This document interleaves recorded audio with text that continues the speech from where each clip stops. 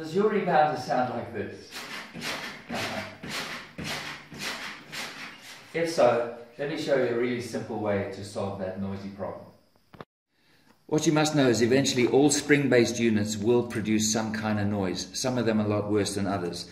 The first thing you must know is this little hook of the spring is going into a metal pin, so it's metal on metal. So eventually this friction will cause some kind of sound. What you want to first look for is to see whether the little hole, which we call the eye, is facing upwards like this one.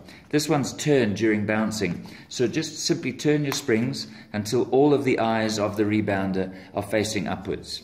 The next thing we're going to do is we're going to use a little bit of grease or maybe some Vaseline and put it into this little hole. We don't like to use an oil as we find that tends to become very greasy and can get all over the mat, which could be dangerous. So let me show you how to do the greasing up.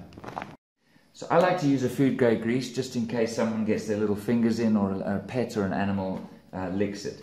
As I say, you can use Vaseline. I use about a pea size, and what we're going to do is we're going to put that into this little hole and just push it down and into there.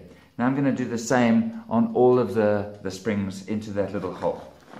Once you've greased all of the little holes in the pins, the next thing that you must do is you have to climb on the rebounder and bounce for 2 or 3 minutes just to make sure that the grease goes around that little hook of the spring. And this is what it should sound like when you're finished. Makes the neighbors very happy.